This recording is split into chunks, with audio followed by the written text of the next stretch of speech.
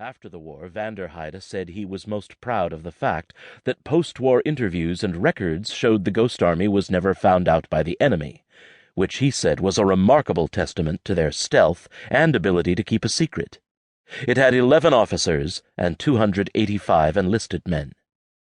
Company A, 293rd Engineer Combat Battalion, headed by Captain George A. Rebb, a native of Detroit, Michigan, and a 1943 graduate of West Point. This company was chosen from a battalion that had been activated a year before and had gone through Tennessee and desert maneuvers. It was a hardy, disciplined group of combat engineers which the 23rd needed for security and rough jobs.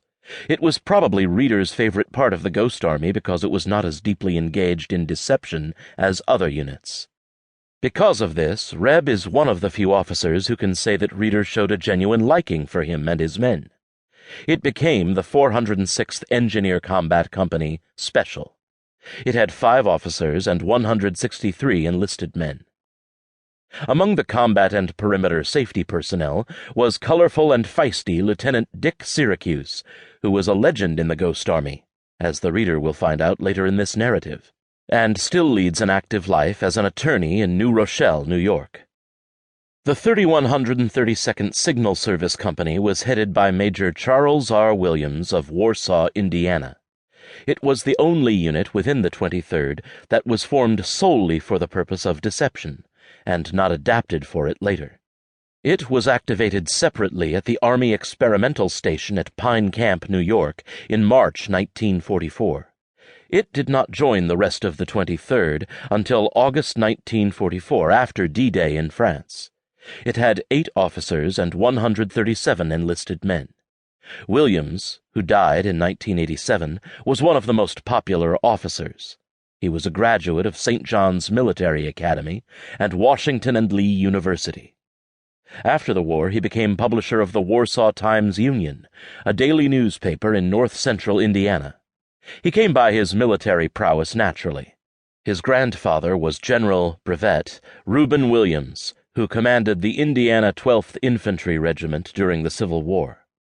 The Army also allowed the men forming the Ghost Army extraordinary powers to bring certain talented individuals into the service in order to use their special skills. Actors were recruited, and some of these actors later drove around in jeeps pretending to be generals to lend credence to phony battle divisions. Some of the phony generals were young men in their 20s, skillfully made up and driven in cars with the appropriate number of stars in territory near the front lines. Simonson still leads an active life in Boulder, Colorado, at the age of 90.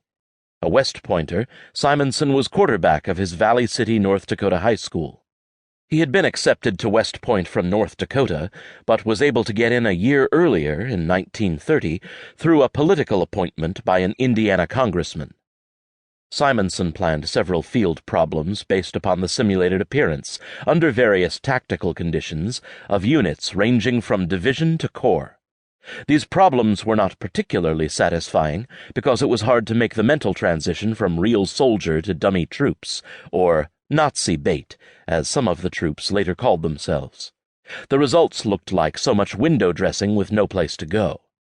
Officers who had once commanded 32-ton tanks felt frustrated and helpless with a battalion of rubber M4s weighing just 93 pounds, fully inflated.